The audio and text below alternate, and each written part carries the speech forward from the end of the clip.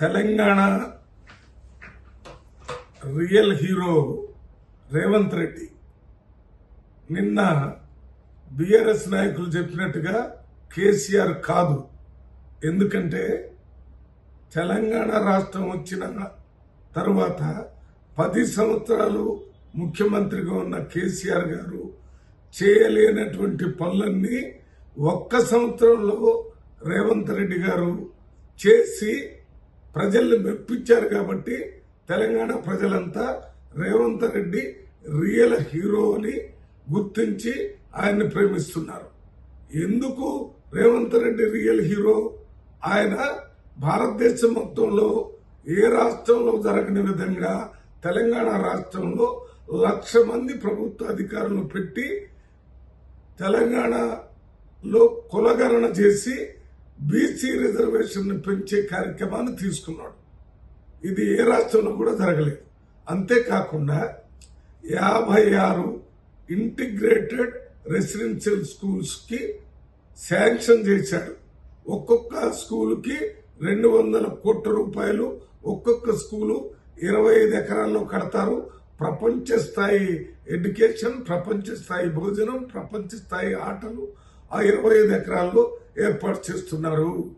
అక్కడ SC, ST, BC, minority, పేద OC పిల్లలు కూడా ఒకే హాస్టల్లో 5వ తరగతి నుంచి ఇంటర్మీడియట్ వరకు ఉండి చదువుకొని బయటికి రావటం వల్ల మంచి సమాజాన్ని, కులానికి మతానికి అతీతమైనటువంటి మరి విద్యార్థులను బయటికి తీసుకొచ్చి ఏర్పాటు చేశాడు. అంతేకాకుండా ఆయన తెలంగాణలో ఉన్న మహిళలందరూ కూడా ఆర్టీసీ బస్సుల్లో ఉచితంగా ప్రయాణం చేసేటటువంటి ఏర్పాటు చేశాడు.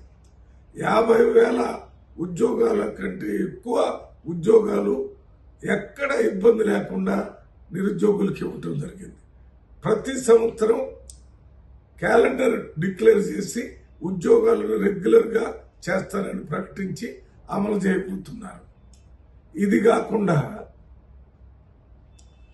పేద ప్రజలకి 5 లక్షల రూపాయలతో ఇందిరమ్మ ఇళ్లు కట్టిస్తారని ప్రతి అసెంబ్లీకి 3,500 ఇళ్లు శాంక్షన్ చేసి బడ్జెట్లో ఫైనాన్స్ అలాట్ చేయటం జరిగింది. పేద ప్రజలకి 200 యూనిట్లు కరెంటు ఉచితంగా ఇచ్చే ఏర్పాటు చేశాడు. అదే రకంగా 500 రూపాయలకే గ్యాస్ సిలిండర్ పేదవాళ్ళకి ఇచ్చే ఏర్పాటు చేశాడు. పేద ప్రజల ఆరోగ్యం కోసం 10 లక్షల రూపాయలు ఆరోగ్యశ్రీలో ఏర్పాటు చేశాడు. ఇవన్నీతో పాటు రైతులకి 2 లక్షల రూపాయలు అప్పు మాఫీ చేశాడు.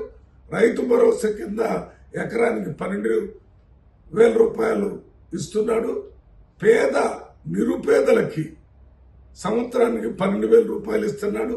ఇవన్నీ 10 సంవత్సరాలు ముఖ్యమంత్రిగా కొనసాగిన కేసీఆర్ చేయకపోవటం వల్లనే మొన్న అసెంబ్లీలో ప్రభుత్వాన్ని, బీఆర్ఎస్ ప్రభుత్వాన్ని గద్దెదించారు. తర్వాత జరిగినటువంటి పార్లమెంట్ ఎన్నికల్లో ఒక్క సీటు కూడా రాలేదు. అందువల్ల real hero of Telangana is mister Revanth Reddy.